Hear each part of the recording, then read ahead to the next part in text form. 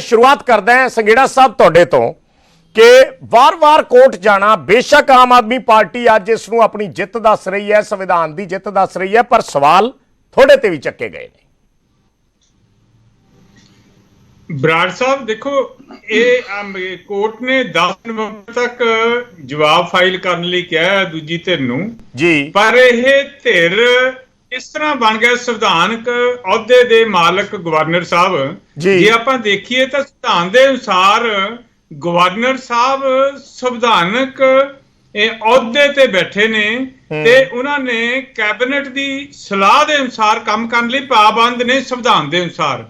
सो जी red light है उन्होंने jump की है, कामकार पंजाब सरकार दा बार बार रोकिया है, चाहे वो बजट इजलास की गल होवे, चाहे वो बिलों नूं मंजूरी देने की गलबात होवे, ते चाहे आ पिछले सैशन दौरान जो कुछ होया ये गल्लां बातां होण।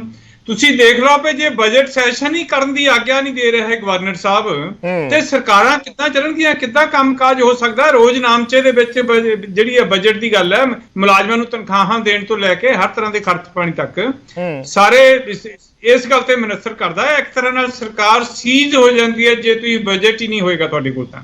सो इस तरह की नौबत जिहड़ी है क्यों आउंदी है? ਉਹੀ सवाल है कि नौबत क्यों आउंदी है कि की तुहाडे एंड ते नहीं सुलझाया जा सकदा सी?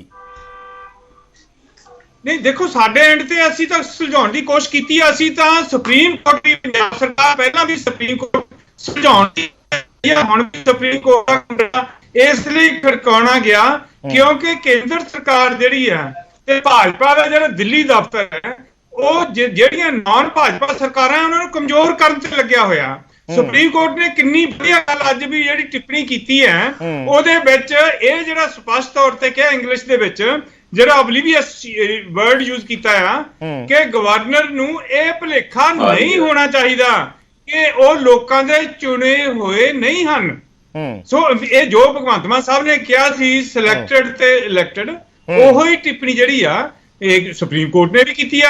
एक होर बड़ी महत्वपूर्ण गल जिहड़ी सुप्रीम कोर्ट ने ऑब्जर्व की है कि गवर्नर साहब उदों ही क्यों काम करते हैं जदों दूसरी धिर भाव पंजाब सरकार कोर्ट का दरवाजा खड़काउंदी है। यह काम अदालत में आउण तो पहले ही कर लेने चाहिए हैं। किन्नी ट्रांसपेरेंट ते सेल्फ स्पीकिंग स्टेटमेंट है।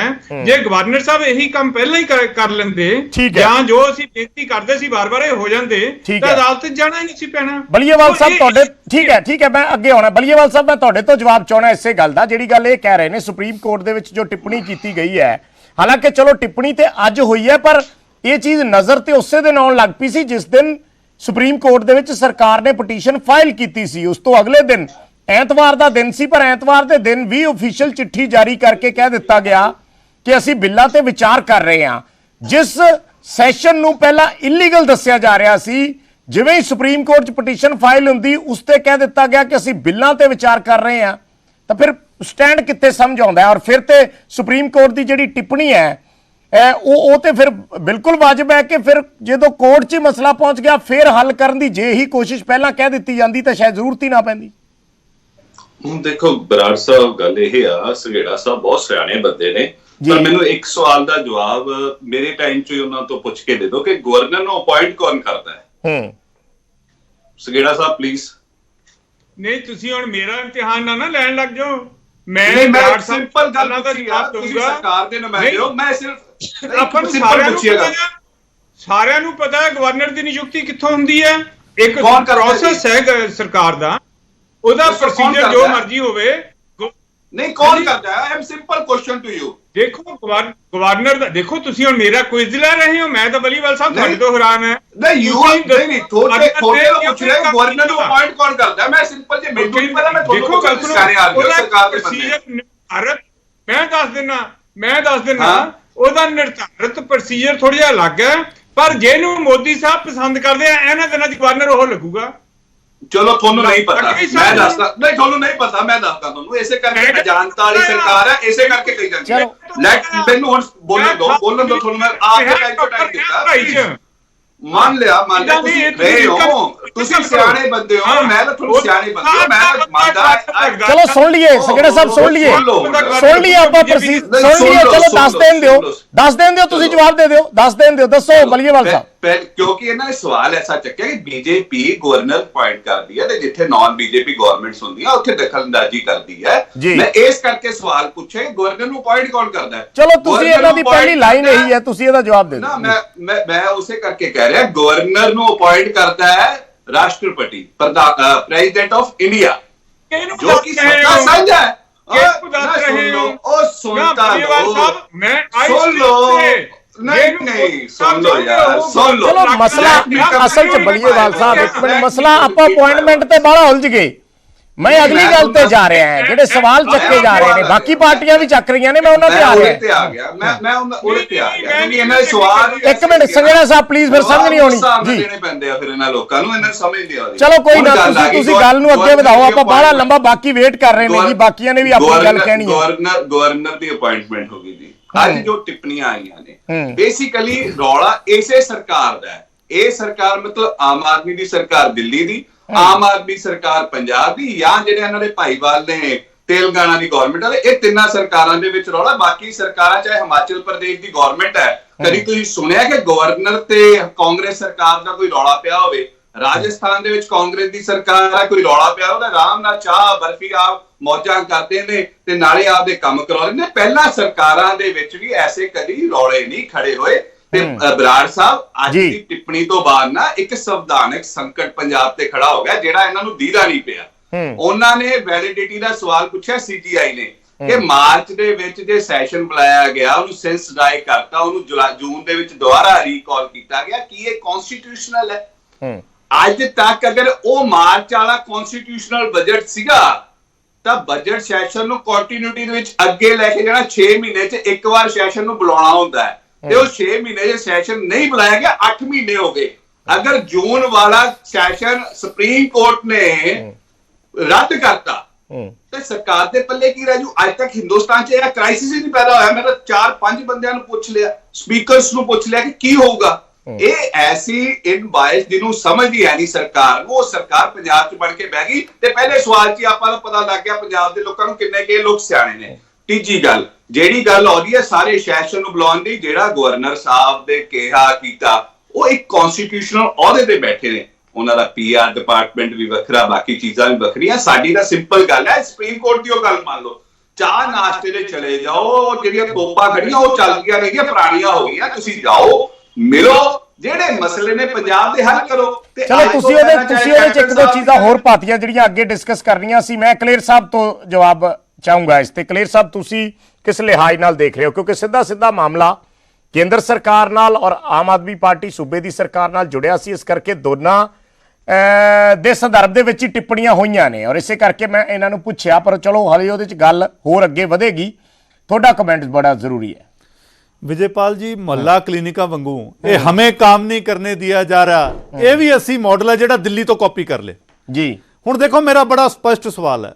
ਸ਼੍ਰੋਮਣੀ ਅਕਾਲੀ ਦਲ ਸੂਬੇ ਦੇ ਵੱਧ ਅਧਿਕਾਰਾਂ ਦੀ ਗੱਲ ਕਰਦਾ ਹੈ ਔਰ ਇਹਦੇ ਕਰਕੇ ਜਦੋਂ ਗਵਰਨਰ ਸਾਹਿਬ ਨੇ ਪਹਿਲਾਂ ਜਿਹੜੇ ਸਿੰਗਾਪੁਰ ਟੀਚਰ ਗਏ ਸੀ ਉਹਨਾਂ ਦਾ ਬਿਊਰਾ ਮੰਗਿਆ, ਸ਼੍ਰੋਮਣੀ ਅਕਾਲੀ ਦਲ ਨੇ ਵਿਰੋਧ ਕੀਤਾ ਕਿ ਚੁਣੀ ਹੋਈ ਸਰਕਾਰ ਦਾ ਕੰਮ ਹੈ, ਗਵਰਨਰ ਸਾਹਿਬ ਇਹਦੇ ਵਿੱਚ ਦਖਲ ਨਾ ਦੇਣ।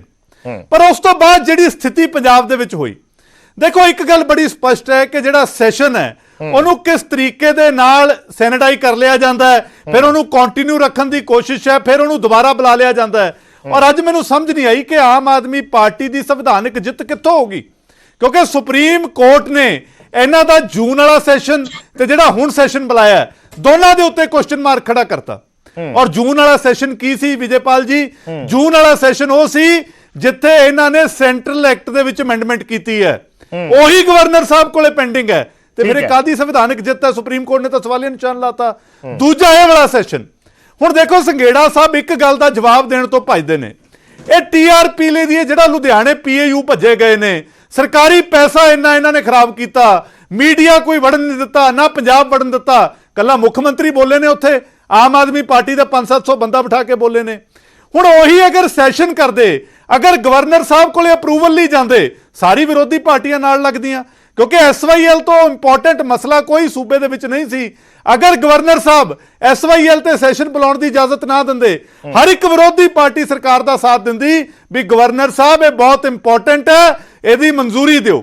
ਪਰ ਇਹ ਜਿਹੜੀ ਸਰਕਾਰ ਹੈ ਵਿਜੇਪਾਲ ਜੀ, ਇਹ ਅਸਲ ਮੁੱਦਿਆਂ ਤੋਂ ਧਿਆਨ ਭਟਕਾ ਕੇ ਜਿਹੜੀਆਂ ਸੂਬੇ ਦੇ ਵਿੱਚ ਹੋ ਰਹੀਆਂ ਨੇ, ਨੈਸ਼ਨਲ ਲੈਵਲ ਤੇ ਹੋ ਰਹੀਆਂ ਨੇ, ਕਿਉਂਕਿ ਲਗਾਤਾਰ ਭ੍ਰਿਸ਼ਟਾਚਾਰ ਦੇ ਵਿੱਚ ਇਹ ਸਰਕਾਰ ਫਸੀ ਹੋਈ ਹੈ, ਚਾਹੇ ਕੇਜਰੀਵਾਲ ਹੋਣ, ਚਾਹੇ ਸਿਸੋਦੀਆ ਹੋਣ, ਚਾਹੇ ਸੰਜੇ ਸਿੰਘ ਹੋਣ। ਹੁਣ ਤਾਂ ਪੰਜਾਬ 'ਚ ਵੀ ਸ਼ੁਰੂ ਹੋ ਗਿਆ। ਅੱਜ ਇਹਨਾਂ ਦਾ ਇੱਕ ਵਿਧਾਇਕ ਅੱਜ ਚੱਕਿਆ ਗਿਆ, ਇੱਕ ਦੇ ਘਰੇ ਪਹਿਲਾਂ ਰੇਡ ਹੋਈ ਹੈ। ਸੋ ਇਹ ਕਰਪਸ਼ਨ ਵਾਲੀ ਸਰਕਾਰ ਹੈ, ਉਹ ਤੋਂ ਧਿਆਨ ਭਟਕਾਉਣ ਦੇ ਲਈ ਐਸੇ ਕੰਮ ਕਰਦੀ ਹੈ। ਨਹੀਂ, ਗਵਰਨਰ ਸਾਹਿਬ ਦੇਖੋ, ਗਵਰਨਰ ਸਾਹਿਬ ਦੋ ਤਿੰਨ ਗੱਲਾਂ ਤੇ ਬੜੀ ਵਾਜਬ ਗੱਲ ਕਰ ਰਹੇ ਨੇ। ਜਿਹੜੀ ਪਹਿਲੀ ਗੱਲ ਉਹਨਾਂ ਨੇ ਕੀਤੀ, ਦੇਖੋ ਸਵਾਲੀਆ ਨਿਸ਼ਾਨ ਸਰਕਾਰ ਤੇ ਕਦੋਂ ਖੜਾ ਹੋਇਆ, ਜਦੋਂ ਲੁਧਿਆਣੇ ਸਰਕਾਰੀ ਠੇਕਿਆਂ ਤੇ NCB ਦੀ ਰੇਡ ਹੁੰਦੀ ਹੈ, ਉੱਥੋਂ ਚਿੱਟਾ ਮਿਲਦਾ ਹੈ। ਕੀ ਗਵਰਨਰ ਸਾਹਿਬ ਗਲਤ ਨੇ ਉਹ ਗੱਲ ਕਰਨ ਦੇ ਵਿੱਚ? ਅਗਰ ਤੁਸੀਂ ਸੈਂਟਰਲ ਐਕਟ ਨੂੰ ਵਿਧਾਨ ਸਭਾ 'ਚ ਅਮੈਂਡ ਕਰਦੇ ਹੋ ਬਿਨਾਂ ਅਪਰੂਵਲ ਲੈ, ਉੱਥੇ ਵੀ ਗਵਰਨਰ ਸਾਹਿਬ ਸਹੀ ਕਹਿ ਰਹੇ ਨੇ, ਨਸ਼ਿਆਂ ਤੇ ਟਿੱਪਣੀ ਸਹੀ ਹੈ, ਲਾਅ ਐਂਡ ਆਰਡਰ ਤੇ ਟਿੱਪਣੀ ਸਹੀ ਹੈ। ਸੋ ਤੁਸੀਂ ਥੋੜਾ ਜਿਹਾ ਮੇਰੀ ਇੱਕ ਚੀਜ਼ ਮੈਂ ਜ਼ਰੂਰ ਇਹਦੇ 'ਚ ਐਡ ਆਨ ਕਰਨਾ ਚਾਹੂੰਗਾ। ਜਦੋਂ ਗਵਰਨਰ ਸਾਹਿਬ ਨੇ ਕਿਹਾ ਕਿ ਇਹ ਸੈਸ਼ਨ ਇਲੀਗਲ ਹੈ, ਕਿ ਇਹ ਸੈਸ਼ਨ ਲੀਗਲ ਹੀ ਨਹੀਂ ਸੀ ਕਿਉਂਕਿ ਪਿਛਲਾ ਸੈਸ਼ਨ ਚੱਕਿਆ ਨਹੀਂ ਗਿਆ ਤੇ ਇਸ ਕਰਕੇ ਮੈਂ ਬਿੱਲਾਂ ਨੂੰ ਮਨਜ਼ੂਰੀ ਨਹੀਂ ਦੇ ਸਕਦਾ, ਉਹਨਾਂ ਨੇ ਰਿਜੈਕਟ ਕਰਤੇ।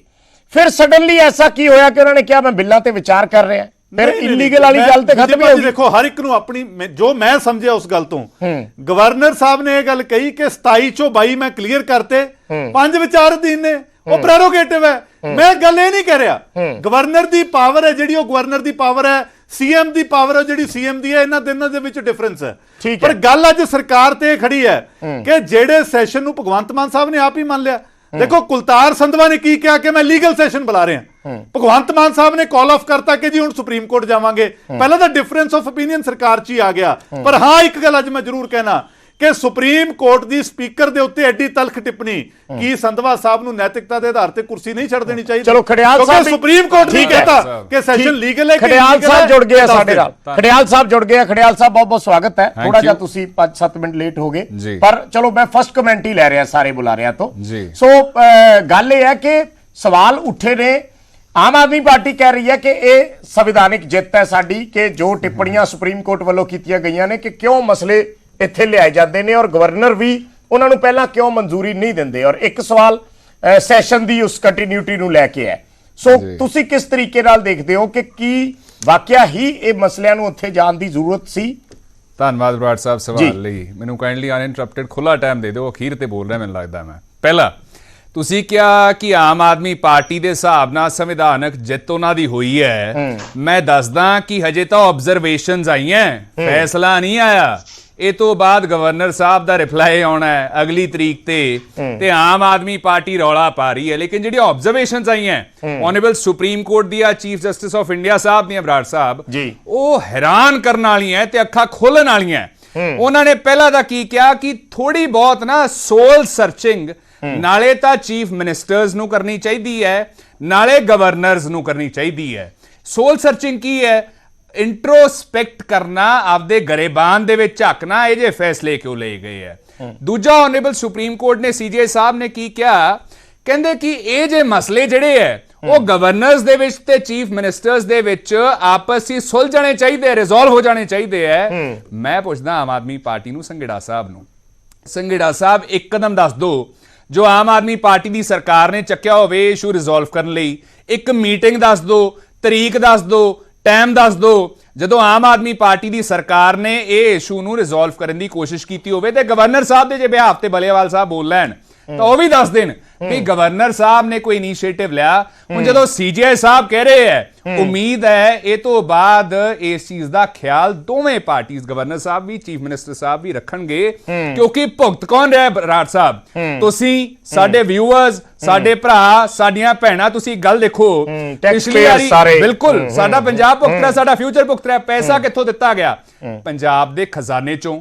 ਕੌਣ ਦੇ ਰਿਹਾ ਹੈ ਪੈਸਾ? ਪੰਜਾਬ ਦਾ ਟੈਕਸ ਪੇਅਰ।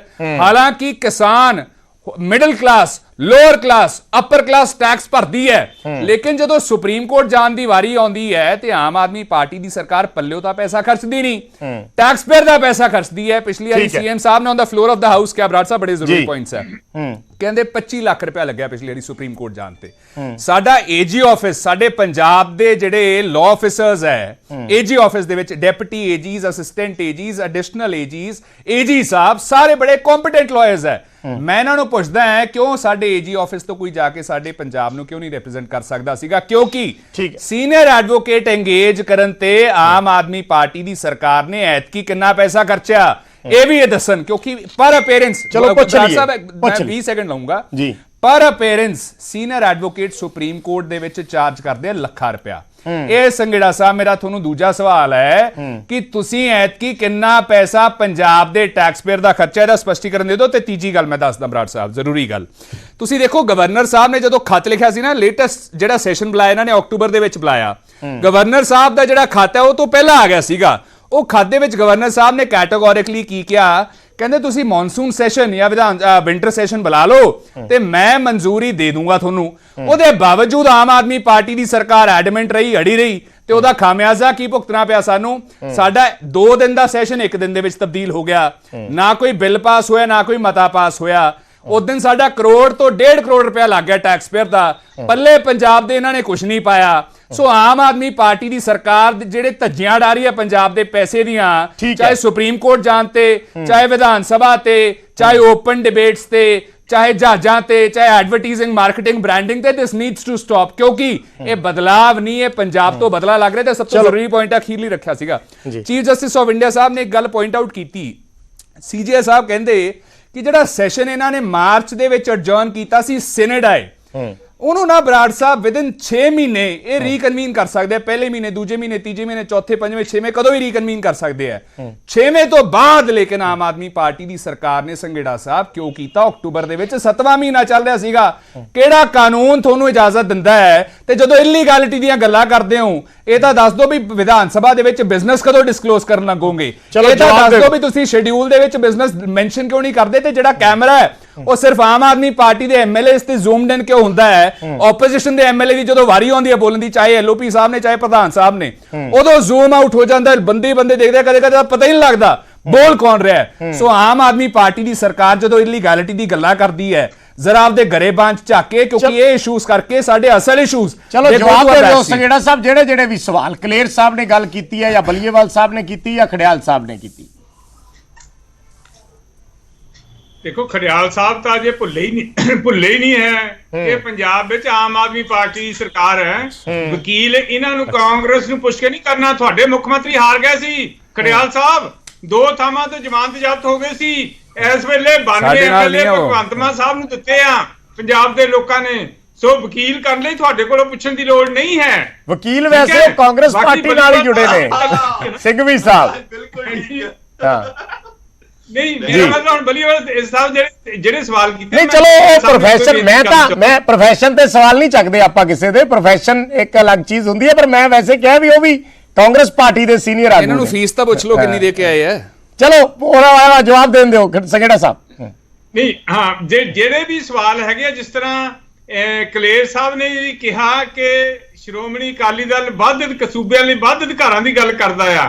ਕਲੇਰ ਸਾਹਿਬ ਕਰਦਾ ਨਹੀਂ, ਕਰਦੇ ਹੁੰਦੇ ਸੀ। ਉਹ ਅਕਾਲੀ ਦਲ ਬਹੁਤ ਪਿੱਛੇ ਰਹਿ ਗਿਆ ਜਿਹੜਾ ਸੂਬਿਆਂ ਦੇ ਵੱਧ ਅਧਿਕਾਰਾਂ ਦੀ ਗੱਲ ਕਰਦਾ ਸੀ। ਹੁਣ ਤਾਂ ਤੁਸੀਂ ਵੀ ਤੇ ਕਾਂਗਰਸ ਪਾਰਟੀ ਵੀ ਅੱਖਾਂ ਮੀਟ ਕੇ ਗਵਰਨਰ ਦੀ ਹਮਾਇਤ ਕਰ ਰਹੇ ਨੇ। ਗਵਰਨਰ ਸਾਹਿਬ ਲੈ ਲੂੰਗਾ, ਨੋਟ ਕਰ ਲਓ ਤੁਸੀਂ ਸਾਹਿਬ ਨੇ ਕਿ ਆਰਡੀਐਫ 5600 ਜਿਹੜਾ ਕਰੋੜ ਰੁਪਈਆ ਹੈਗਾ ਕੇਂਦਰ ਸਰਕਾਰ ਇਲੀਗਲੀ ਨਹੀਂ ਦੇ ਰਿਹਾ।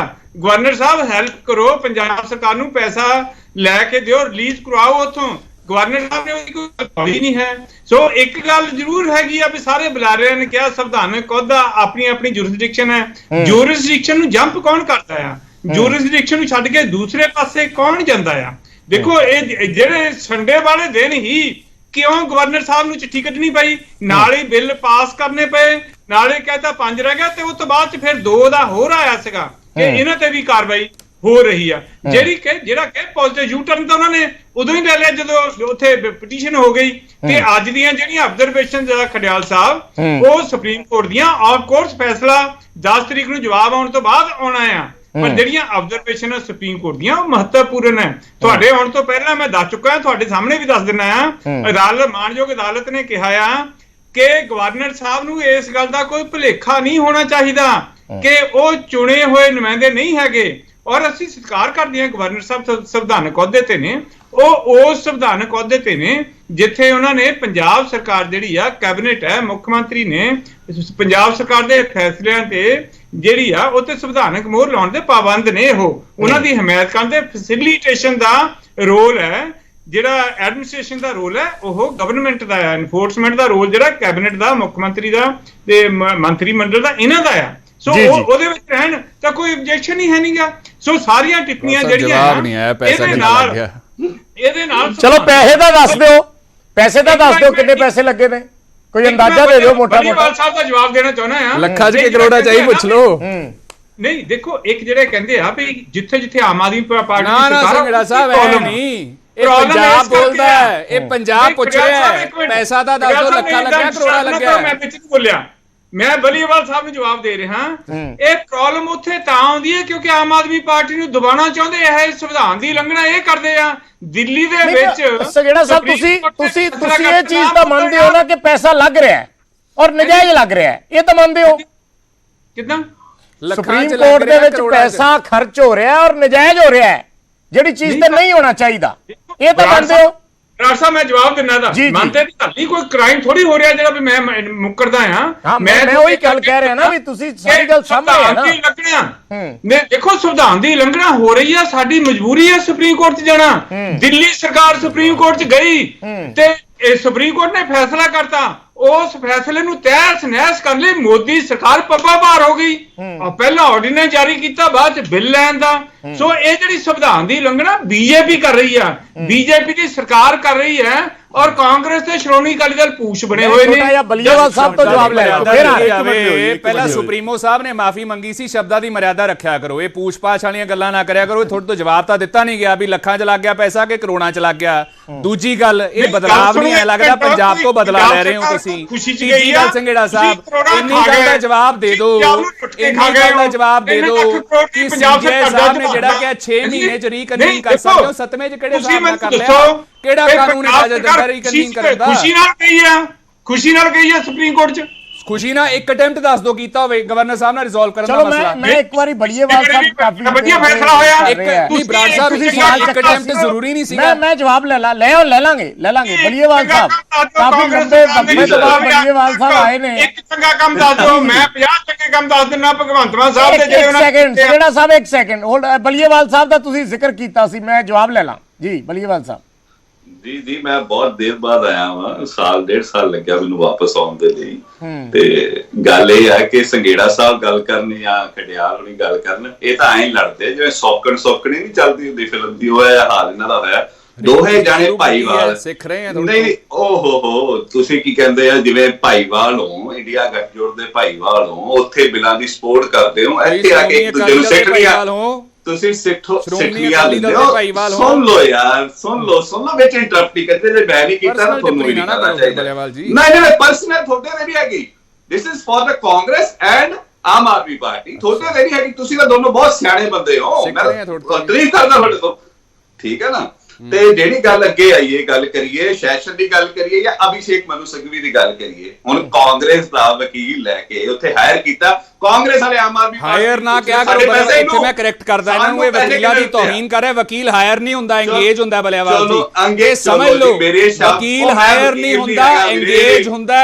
ਚਲੋ ਅੰਗੇਜ ਲਾ ਲੇ ਤੇ ਆਪਦੀ ਪਾਰਟੀ ਨੂੰ ਸਮਝਾ ਲਓ, ਇਹਨਾਂ ਨੂੰ ਲੋੜ ਪੈਂਦੀ ਹੈ ਵਕੀਲਾਂ ਦੀ। ਇਹਨਾਂ ਨੂੰ ਦੱਸ ਦਿਓ ਮਾੜਾ ਜਿਹਾ ਹਾਇਰ ਨਾ ਕਿਹਾ ਕਰ। ਤੁਹਾਨੂੰ ਅੰਗੇਜ ਕੀਤਾ ਕਾਂਗਰਸ ਪਾਰਟੀ ਦੇ ਵਕੀਲ ਸਾਹਿਬ ਨੂੰ ਅੰਗੇਜ ਕੀਤਾ। ਕਾਂਗਰਸ ਪਾਰਟੀ ਦੱਸਦੇ ਕਿ ਆਮ ਆਦਮੀ ਪਾਰਟੀ ਨੇ ਕਿੰਨੇ ਪੈਸੇ ਦਿੱਤੇ ਆ ਪੰਜਾਬ ਦੇ ਖਾਨੇ ਚੋਂ ਤੁਹਾਨੂੰ। ਉਹ ਕਾਂਗਰਸ ਪਾਰਟੀ ਦਾ ਵਕੀਲ ਕਹਿ ਰਹੇ ਹੋ ਤੁਸੀਂ। ਨਹੀਂ ਲਾਇਰ, ਇੱਕ ਮਿੰਟ ਉਹ ਅੱਜ ਲਾਇਰ ਪੇਸ਼ ਹੋਇਆ, ਅੱਜ ਕਾਂਗਰਸਮੈਨ ਪੇਸ਼ ਹੋਏ ਆ। ਚਲੋ ਹੋਰ ਵੀ ਬਹੁਤ ਆ ਦੁਨੀਆ ਦੇ ਵਿੱਚ ਲਾਇਰ, ਚੰਗੇ ਲਾਇਰ ਹੋਰ ਵੀ ਸੀਗੇ, ਪਰ ਕਾਂਗਰਸ ਪਾਰਟੀ ਤੋਂ ਲੈ ਜਾਂਦੇ ਨੇ ਤਾਂ ਸਵਾਲ ਹੈ। ਤੀਜੀ ਗੱਲ, ਜਿਹੜੀ ਸੈਸ਼ਨ ਦੀ ਗੱਲ ਆਈ ਹੈ, ਜਿਹੜੇ ਪੈਸਿਆਂ ਦੀ ਗੱਲ ਆਈ ਹੈ, ਮੈਂ ਤਾਂ ਇੱਕ ਗੱਲ ਹੋਰ ਗਵਰਨਰ ਸਾਹਿਬ ਨੂੰ ਕਹੂੰਗਾ, ਲਿਖਾਂਗੇ ਵੀ ਅਸੀਂ ਜਿਹੜੇ ਨੋਟਿਸ ਭੇਜੇ ਜਾਣ ਸੰਧਵਾ ਸਾਹਿਬ, ਮੁੱਖ ਮੰਤਰੀ ਸਾਹਿਬ ਤੋਂ ਪੈਸੇ ਰਿਕਵਰ ਕੀਤੇ ਜਾਣੇ ਇਲੀਗਲ ਸੈਸ਼ਨ ਦੇ। ਜਿਹੜਾ ਬੁਲਾਇਆ ਗਿਆ ਪੰਜਾਬ ਦੇ ਲੋਕਾਂ ਦਾ ਪੈਸਾ ਖਰਾਬ ਕਰੀ ਜਾਂਦੇ ਆ, ਜਿੱਥੇ ਦੇਖੋ ਬਾਹਰ ਅੰਦਰ ਜਿੱਥੇ ਕਰੀ ਜਾਂਦੇ ਇਹ ਸੈਸ਼ਨ ਤੇ ਖਰਚੀ ਜਾਂਦੇ ਆ। ਤੇ ਜਿਹੜੀ ਬਾਰ-ਬਾਰ ਗੱਲ ਆਉਂਦੀ ਆ ਕਿ ਜੇ 6 ਮਹੀਨੇ ਤੋਂ ਉੱਤੇ ਸੈਸ਼ਨ, ਇਹਨਾਂ ਦੀ ਖਾਣ ਦੀ ਕਪੈਸਿਟੀ ਦੇਖੋ ਵਿਜੇਪਾਲ ਜੀ ਕਿੰਨੀ ਜ਼ਿਆਦਾ ਵਾ। ਮੌਨਸੂਨ ਸੈਸ਼ਨ ਹੀ ਜਾ ਗਏ, ਮੌਨਸੂਨ ਲੰਘ ਗਿਆ, ਮੌਨਸੂਨ ਸੈਸ਼ਨ ਹੀ ਨਹੀਂ ਹੋਇਆ। ਅੱਗੇ ਨਾ ਪੰਜਾਬ 'ਚ ਮੌਨਸੂਨ ਸੈਸ਼ਨ ਸੁਣਦੇ ਸੀ, ਤੁਸੀਂ ਵੀ ਕਵਰ ਕਰਦੇ ਹੋ, 20-22 ਸਾਲ ਮੈਨੂੰ ਲੱਗੇ ਦੇ ਨੂੰ, ਤੁਹਾਨੂੰ ਵੀ ਲੱਗੇ ਹੋਣਗੇ।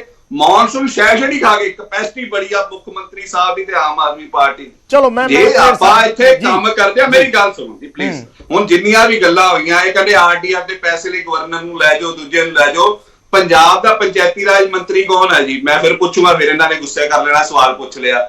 ਕੀ ਪੰਜਾਬ ਦਾ ਪੰਚਾਇਤੀ ਰਾਜ ਮੰਤਰੀ ਦਿੱਲੀ ਜਾ ਕੇ ਕਦੀ ਵੀ ਇਸ ਗੱਲ ਦਾ ਮੁੱਦਾ ਚੱਕਿਆ? ਕੋਈ ਡਿਸਕਸ਼ਨ ਹੋਈ? ਚਿੱਠੀਆਂ ਪੱਤਰ ਜਾਂ ਗੱਲਾਂ ਬਾਤਾਂ ਦੇ ਨਾਲ ਹੀ ਇਹ ਨਾਰੀ ਜਾਈ ਜਾਂਦੇ, ਲੋਕਾਂ ਨੂੰ ਬੇਵਕੂਫ ਵੀ ਬਣਾਈ ਜਾਂਦੇ ਆ। ਕਿਉਂਕਿ ਫਿਰ ਟ੍ਰੈਕ ਬਦਲ ਜਾਣਾ, ਜੇ ਆਪਾਂ ਉਸ ਪਾਸੇ ਚਲੇ ਗਏ ਫਿਰ ਹੋਰ ਤਰੀਕੇ ਨਾਲ ਡਿਬੇਟ ਅੱਗੇ ਜਾਏਗੀ। ਅੱਜ ਆਪਾਂ ਜੋ ਪੰਜਾਬ ਦੇ ਵਿੱਚ ਇਸ ਵੇਲੇ ਮੌਜੂਦਾ ਸਿਸਟਮ ਨੂੰ ਲੈ ਕੇ ਜੋ ਗਵਰਨਰ ਔਰ ਟਸਲ ਚੱਲ ਰਹੀ ਹੈ ਪੰਜਾਬ ਗਵਰਨਮੈਂਟ ਦੇ ਵਿੱਚ, ਉਸ ਨੂੰ ਲੈ ਕੇ ਜੋ ਆਬਜ਼ਰਵੇਸ਼ਨਸ ਹੋਈਆਂ ਨੇ ਉਸ ਦਾ ਜ਼ਿਕਰ ਕਰ ਰਹੇ ਹਾਂ। ਕਲੀਅਰ ਸਾਹਿਬ, ਤੁਸੀਂ ਆਪਣੀ ਗੱਲ ਐਡ ਕਰ ਸਕਦੇ ਹੋ। ਵਿਜੇਪਾਲ ਜੀ, ਮੈਂ ਨਾ ਸੰਘੇੜਾ ਸਾਹਿਬ ਨੂੰ ਪਹਿਲਾਂ ਤਾਂ ਕਹੂੰਗਾ ਕਿ ਜਦੋਂ ਆਪਾਂ ਬੋਲੀਏ ਆਪਾਂ ਸ਼ਬਦਾਂ ਦੀ ਮਰਿਆਦਾ ਰੱਖੀਏ। ਔਰ ਇਹ ਸੰਘੇੜਾ ਸਾਹਿਬ ਦੀ ਪਾਰਟੀ ਉਹ ਹੈ ਕਿ ਚਾਹੇ ਕੇਜਰੀਵਾਲ ਹੋਵੇ, ਹੁਣ ਰਾਘਵ ਚੱਡਾ ਹੋਵੇ, ਤਾਂ ਫਿਰ ਮਾਫੀਆ ਮੰਗਣ ਨੂੰ ਵੀ ਮਿੰਟ ਹੀ ਲਾਉਂਦੇ, ਨਾਲੇ ਫਿਰ ਮਿੰਟ 'ਚ ਰਿਟਨ ਅਪੋਲੋਜੀ ਹੈ ਜੀ ਸਾਡੀ। ਹੁਣ ਮੈਂ ਸੰਘੇੜਾ ਸਾਹਿਬ ਨੂੰ ਇਹ ਗੱਲ ਪੁੱਛਣੀ ਹੈ ਕਿ ਕੀ ਪਹਿਲਾਂ ਪੰਜਾਬ 'ਚ ਕਦੇ ਸਰਕਾਰਾਂ ਨਹੀਂ ਰਹੀਆਂ? ਕੀ ਪਹਿਲਾਂ ਮੁੱਖ ਮੰਤਰੀ ਨਹੀਂ ਰਹੇ? ਕੀ ਪਹਿਲਾਂ ਕੇਂਦਰ 'ਚ ਵਿਰੋਧੀ ਧਿਰਾਂ ਨਹੀਂ ਰਹੀਆਂ? ਉਰੇ ਅਕਾਲੀ ਦਲ ਦੀ ਸਰਕਾਰ ਸੀ, ਸ਼੍ਰੋਮਣੀ ਅਕਾਲੀ ਦਲ ਦੀ, ਕੇਂਦਰ 'ਚ ਕਾਂਗਰਸ ਸੀ, ਸ਼ਿਵਰਾਜ ਪਾਟਿਲ ਸਾਹਿਬ ਜਿਹੜੇ ਐਕਟਿਵ ਪੋਲੀਟੀਸ਼ੀਅਨ ਤੋਂ ਸਿੱਧਾ ਗਵਰਨਰ ਬਣੇ ਸੀ, ਹੋਮ ਮਿਨਿਸਟਰ ਤੋਂ ਆ ਕੇ। ਸੋ ਇੱਕ ਬੈਲੈਂਸ ਬਣਾ ਕੇ ਚੱਲਣਾ ਪੈਂਦਾ। ਫਿਰ ਇਹ ਕਹਿੰਦੇ ਜੀ ਤੁਸੀਂ ਤਾਂ ਗਵਰਨਰ ਸਾਹਿਬ ਦਾ ਪੱਖ ਪੂਰਦੇ ਹੋ। ਮੈਂ ਤਾਂ ਸਿੱਧਾ ਸਵਾਲ ਕਰਦਾ ਕਿ ਅਗਰ ਗਵਰਨਰ 50,000 ਕਰੋੜ ਦੇ ਕਰਜ਼ੇ ਬਾਰੇ ਸਵਾਲ ਕਰਦੇ ਨੇ ਤਾਂ ਕੀ ਗਲਤ ਕਰ ਲਿਆ? ਅਗਰ ਸੂਬੇ ਦੇ ਵਿੱਚ ਨਸ਼ੇ ਬਾਰੇ ਗੱਲ ਕਰਦੇ ਨੇ, ਕਿਉਂਕਿ ਹੁਣ ਤਾਂ ਹਾਈ ਕੋਰਟ ਨੇ ਕਹਿਤਾ ਕਿ ਪੰਜਾਬ ਸਰਕਾਰ ਨਸ਼ਾ ਵਕਾਰੀ ਹੈ। ਦੇਖੋ, ਮੰਨਣ ਤੇ ਹੈ, ਸ਼ਰਮ ਤੇ ਠੰਡ ਫੀਲ ਕਰਨ ਤੇ ਹੈ। ਜੇ ਕੋਈ ਕਰ ਲੇ ਤਾਂ ਵੀ ਹੈ, ਨਾ ਕਰੇ ਤਾਂ ਵੀ ਹੈ। ਨਹੀਂ ਦੱਸੋ ਜੀ, ਕਿੰਨੀਆਂ ਸਰਕਾਰਾਂ ਤੇ ਕੋਰਟ ਨੇ ਕਮੈਂਟ ਕੀਤਾ ਹੈ ਕਿ ਸੂਬਾ ਸਰਕਾਰ ਨਸ਼ਾ ਵਕਾਰੀ ਹੈ? ਇਹ ਆਮ ਆਦਮੀ ਪਾਰਟੀ ਤੇ ਕਮੈਂਟ ਹੋਇਆ। ਤੀਜੀ ਗੱਲ, ਅਗਰ ਇਸ਼ਤਿਹਾਰ ਲੱਗ ਰਿਹਾ ਕਰੋੜਾਂ ਰੁਪਏ ਦਾ, ਅਗਰ ਗਵਰਨਰ ਨੇ ਸਵਾਲ ਕਰਤਾ ਤਾਂ ਕੀ ਗਲਤ ਕੀਤਾ? ਇਹ ਹੁਣ ਇਹ ਗੱਲ ਦੀ ਗੰਭੀਰਤਾ ਨੂੰ ਨਹੀਂ ਸਮਝ ਰਹੇ ਵਿਜੇਪਾਲ ਜੀ। ਸੁਪਰੀਮ ਕੋਰਟ ਨੇ ਸਪੀਕਰ ਦੇ ਉੱਤੇ ਟਿੱਪਣੀ ਕਰਤੀ ਕਿ ਜਿਹੜਾ ਤੁਸੀਂ ਸੈਸ਼ਨ ਬੁਲਾਇਆ ਕਿ ਉਹ ਕਨਸਟੀਟਿਊਸ਼ਨਲੀ ਸਹੀ ਸੀ, ਕਿ ਸਪੀਕਰ ਨੇ ਉਹ ਤੇ ਮਾਈਂਡ ਅਪਲਾਈ ਨਹੀਂ ਕੀਤਾ। ਹੁਣ ਇਹ ਉਰੇ ਤੱਕ ਨਹੀਂ ਰਹਿ ਜਾਣੀ ਗੱਲ। ਉਹ ਸੈਸ਼ਨ ਦੇ ਵਿੱਚ ਜਿਹੜੇ ਬਿੱਲਾਂ ਦੀ ਗੱਲ ਕਰਦੇ ਉਹ ਤਾਂ ਇੱਕ ਵੱਖਰੀ ਚੀਜ਼ ਹੈ। ਇੱਕ 0 ਆਵਰ ਵੀ ਹੁੰਦਾ ਵਿਜੇਪਾਲ ਜੀ, ਉਹਦੇ 'ਚ ਸਵਾਲ ਹੁੰਦੇ ਨੇ, ਉਹ 'ਚ ਮੰਤਰੀ ਔਨ ਰਿਕਾਰਡ ਜਵਾਬ ਦਿੰਦੇ ਨੇ, ਫਿਰ ਉਹ ਸਾਰੇ ਨਲ ਐਂਡ ਵੋਇਡ ਹੋ ਗਏ। ਉਹ ਕਿੱਥੇ ਖੜੇ ਆਪਾਂ? ਕਿਉਂਕਿ ਸਪੀਕਰ ਸਾਹਿਬ ਅਗਰ ਸਰਕਾਰ ਦੇ ਪਿੱਛੇ ਲੱਗ ਕੇ ਗਲਤ ਕੰਮ ਕਰ ਰਹੇ ਨੇ ਤਾਂ ਅੱਜ ਸਪੀਕਰ ਸਾਹਿਬ ਦੀ ਵੀ ਓਡੀ ਜ਼ਿੰਮੇਵਾਰੀ ਹੈ 10 ਤਰੀਕ ਤੋਂ ਪਹਿਲਾਂ ਆਪਣਾ ਸਟੈਂਡ ਸਪਸ਼ਟ ਕਰਨ। ਕਿਉਂਕਿ ਇਹ ਤਾਂ ਬੜੀ ਅੱਜ ਮਾਲਵਿੰਦਰ ਕੰਗ ਵੀ ਆ ਗਿਆ ਕਿ ਜੀ ਬਹੁਤ ਸੰਵਿਧਾਨ ਦੀ ਜਿੱਤ ਹੋ ਗਈ। ਉਹ ਭਾਈ ਆਪਣੇ ਸਪੀਕਰ ਬਾਰੇ ਵੀ ਬੋਲ ਲਾ। ਸਪੀਕਰ ਤੇ ਐਡੀ ਵੱਡੀ ਟਿੱਪਣੀ ਹੋ ਗਈ, ਤੁਸੀਂ ਮੌਨਸੂਨ ਸੈਸ਼ਨ ਬੁਲਾਇਆ ਨਹੀਂ, ਤੁਸੀਂ ਸੈਸ਼ਨ ਇਲੀਗਲ ਬੁਲਾ ਲਿਆ, ਇਲੀਗੈਲਿਟੀ ਕਮਿਟ ਕਰਤੀ, ਉਹਦੇ ਬਾਰੇ ਤੁਸੀਂ ਚੁੱਪ ਕਰ ਗਏ। ਸੰਘੇੜਾ ਸਾਹਿਬ ਜਵਾਬ ਦੇ ਦਿਓ, ਫਿਰ ਮੈਂ ਫਿਰ ਜੀ ਸੰਘੇੜਾ ਸਾਹਿਬ। ਅਜੇ ਗਵਰਨਰ ਸਾਹਿਬ ਤਾਂ ਸਾਬਤ ਨਹੀਂ ਕਰ ਪਾਏ ਕਿ ਇਹ ਸੈਸ਼ਨ ਇਲੀਗਲ ਆ ਕਿ ਨਹੀਂ। ਕਲੇਰ ਸਾਹਿਬ ਉਹਨੂੰ ਐਲਾਨ ਕਰੀ ਜਾ ਰਹੇ ਨੇ। ਸੁਪਰੀਮ ਕੋਰਟ ਨੇ ਪੁੱਛਿਆ। ਮੈਂ ਸੰਘੇੜਾ ਸਾਹਿਬ ਇਹ ਗੱਲ ਕਹਿ ਰਿਹਾ, ਦੇਖੋ ਕਿਰਪਾ ਕਰਕੇ ਤੁਸੀਂ ਬਹੁਤ ਸੀਨੀਅਰ ਬੰਦੇ ਹੋ, ਮੈਂ ਵਿੱਚ ਬੋਲਣਾ ਨਹੀਂ ਚਾਹੁੰਦਾ। ਸੁਪਰੀਮ ਕੋਰਟ ਨੇ ਤੁਹਾਡੇ ਸਪੀਕਰ ਸਾਹਿਬ ਤੇ ਟਿੱਪਣੀ ਕੀਤੀ ਹੈ, ਮੈਂ ਉਹ ਗੱਲ ਕਰ ਰਿਹਾ। ਮੈਂ ਕੋਈ ਆਪਣੇ ਵੱਲੋਂ ਟਿੱਪਣੀ ਨਹੀਂ ਕਰ ਰਿਹਾ, ਮੈਂ ਸੁਪਰੀਮ ਕੋਰਟ ਦੀ ਟਿੱਪਣੀ ਦੱਸ ਰਿਹਾ ਲੋਕਾਂ ਨੂੰ। ਆਪ ਵੀ ਲੈ ਲਓ ਕਲੇਰ ਸਾਹਿਬ, ਜਵਾਬ ਲੈ ਲਓ। ਜੀ ਜੀ ਜੀ ਜੀ ਬੋਲੋ ਸੰਘੇੜਾ ਸਾਹਿਬ। ਸੁਪਰੀਮ ਕੋਰਟ ਹਾਈਐਸਟ ਕੋਰਟ ਹੈ, ਸੁਪੀਰੀਅਰ ਕੋਰਟ ਹੈ। ਉਹ ਕਿਸੇ ਵੀ ਚੀਜ਼ ਤੇ ਟਿੱਪਣੀ ਕਰ ਸਕਦੇ, ਕਿਸੇ ਵੀ ਗੱਲ ਤੇ ਜਵਾਬ ਮੰਗ ਸਕਦੇ ਆ। 10 ਤਰੀਕ ਨੂੰ ਜਵਾਬ ਦੇਣਾ ਹੈ ਅੱਜ ਗਵਰਨਰ ਸਾਹਿਬ ਨੇ, ਉਹਨਾਂ ਦਾ ਜਵਾਬ ਆ ਲੈਣ ਦਿਓ।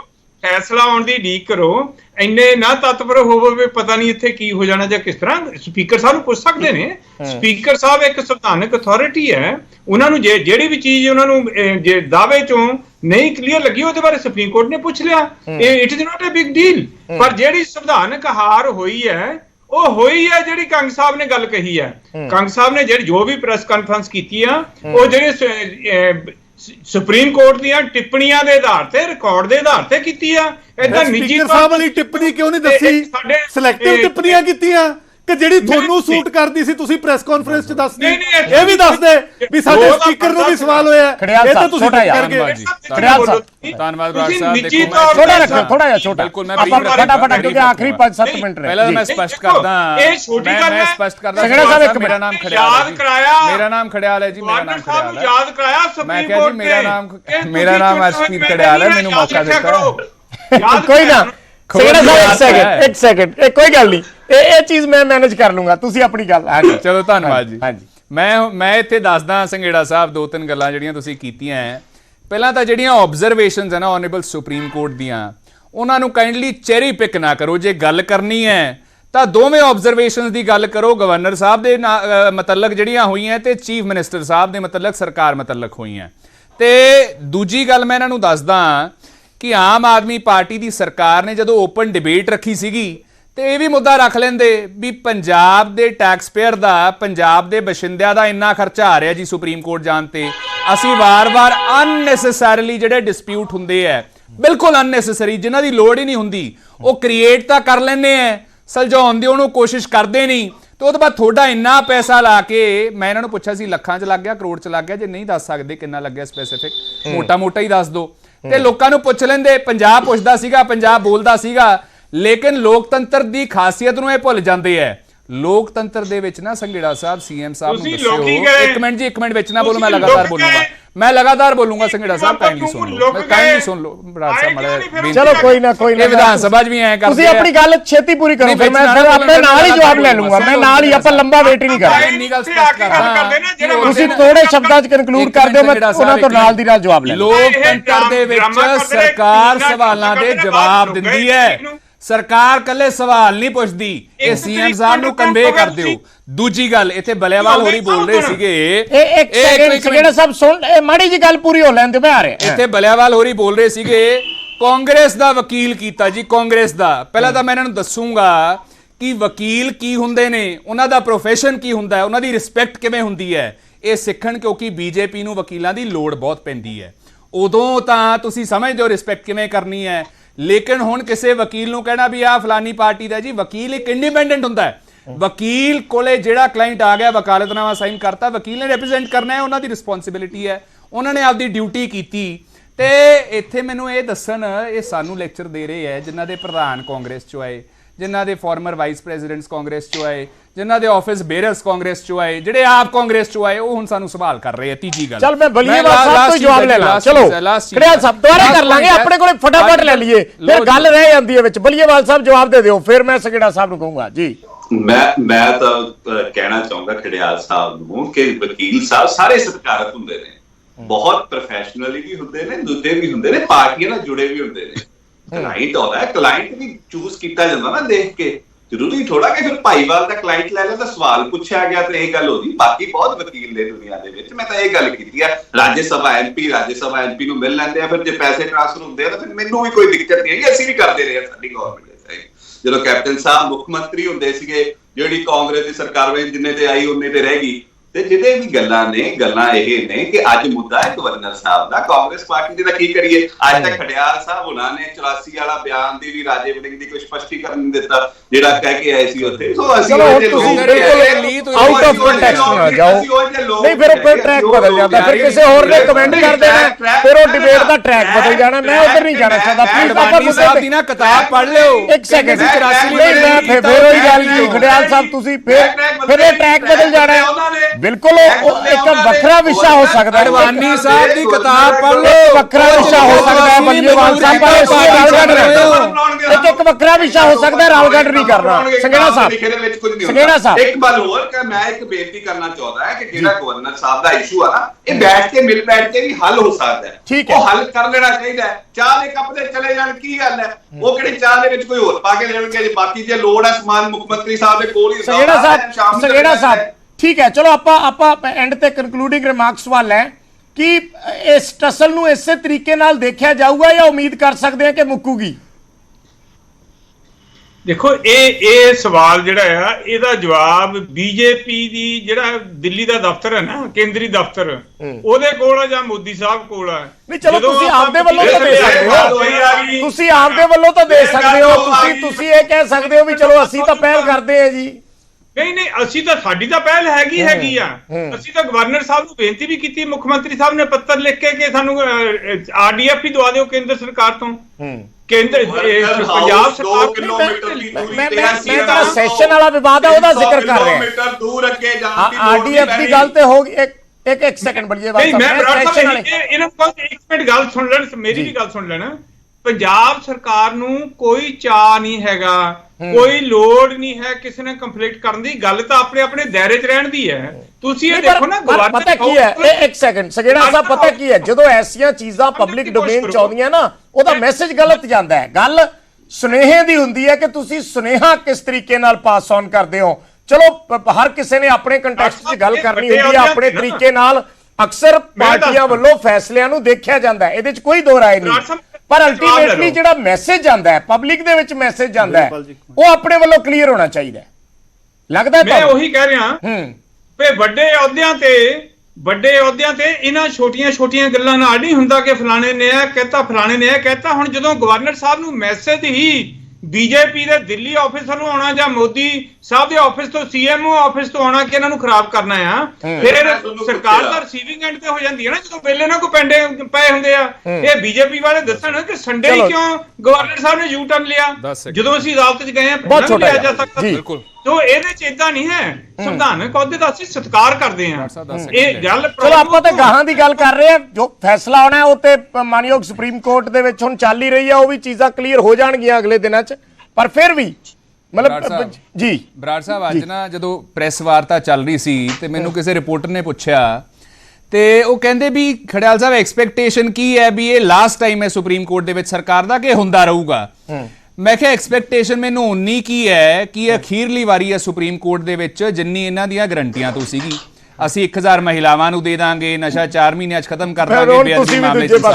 ਸੋ ਇਹ ਨਹੀਂ, ਸੋ ਵਾਰ-ਵਾਰ ਕਰਨਗੇ, ਲੋਕਾਂ ਦਾ ਧਿਆਨ ਵਾਰ-ਵਾਰ ਫੇਲਿਅਰ ਤੋਂ ਧਿਆਨ ਹਟਾਉਣ ਲਈ ਕਰਨਗੇ। ਕਲੀਅਰ ਸਾਹਿਬ ਵਿਜੇਪਾਲ ਜੀ, ਮੇਰਾ ਸਵਾਲ ਫੇਰ ਉਹੀ ਹੈ ਕਿ ਗਵਰਨਰ ਸਾਹਿਬ ਨੇ 15 ਦਿਨ ਪਹਿਲਾਂ ਕਹਿਤਾ ਸੀ ਕਿ ਸੈਸ਼ਨ ਇਲੀਗਲ ਹੈ। ਆਮ ਆਦਮੀ ਪਾਰਟੀ ਦੀ ਕੀ ਐਸੀ ਮਜਬੂਰੀ ਸੀ ਕਿ ਇਹਨਾਂ ਨੇ ਸੈਸ਼ਨ ਦੀ ਪਰਮਿਸ਼ਨ ਨਹੀਂ ਲਈ? ਉਹਦਾ ਰੀਜ਼ਨ ਕੀ ਹੈ? ਕਿਉਂਕਿ ਨਹੀਂ ਚਾਹੁੰਦੇ ਕਿ SYL ਨੂੰ ਲੈ ਕੇ ਕੁਝ ਵੀ ਔਨ ਰਿਕਾਰਡ ਆਵੇ। ਨਹੀਂ, ਸੰਘੇੜਾ ਸਾਹਿਬ ਦੱਸ ਦੇਣ ਕਿ ਜਿਹੜੀ ਲੁਧਿਆਣੇ ਇਹਨਾਂ ਨੇ ਇੱਕ TRP ਐਕਸਰਸਾਈਜ਼ ਕੀਤੀ, ਉਹ ਜ਼ਿਆਦਾ ਜ਼ਰੂਰੀ ਸੀ ਕਿ ਇੱਕ ਵੈਲਿਡ ਸੈਸ਼ਨ SYL ਨੂੰ ਲੈ ਕੇ ਹਰ ਇੱਕ ਚੀਜ਼ ਰਿਕਾਰਡ ਤੇ, ਕਿਉਂਕਿ ਉੱਥੇ ਸੰਦੀਪ ਪਾਠਕ ਦਾ ਨਾਮ ਆਉਣਾ ਸੀ, ਉੱਥੇ ਸੰਦੀਪ ਪਾਠਕ ਦੀ ਗਦਾਰੀ ਦੀ ਗੱਲ ਹੋਣੀ ਸੀ। ਉਹ ਚੀਜ਼ ਇਹਨਾਂ ਚੋਂ ਮੂੰਹ ਤੋਂ ਨਿਕਲਦੀ ਨਹੀਂ। ਇਹ ਸੰਘੇੜਾ ਸਾਹਿਬ ਬੜੇ ਪੰਜਾਬ ਦੇ ਹਿਤੈਸ਼ੀ ਬੰਦੇ ਨੇ, ਇਹਨਾਂ ਨੂੰ ਕਹੋ ਸੰਦੀਪ ਪਾਠਕ ਬਾਰੇ ਕਹਿਣ ਕਿ ਉਹ ਪੰਜਾਬ ਚੋਂ ਰਾਜ ਸਭਾ ਗਿਆ ਤੇ ਹਰਿਆਣੇ ਦੇ ਨਾਲ ਖੜ ਗਿਆ। ਡੇਢ ਬਿਆਨ ਉਹ ਗਲਤ ਹੈ। ਚਲੋ ਠੀਕ ਹੈ, ਉਹ ਗੱਲਾਂ ਤੇ ਨਹੀਂ ਬੋਲਣਗੇ। ਇਹ ਪੰਜਾਬ ਦੇ ਨਾਲ ਸਮਾਂ ਖਤਮ ਹੋ ਗਿਆ ਜੀ। ਪਲੀਜ਼ ਕਨਕਲੂਡਿੰਗ ਰਿਮਾਰਕਸ ਬਹੁਤ ਛੋਟੇ ਜੀ।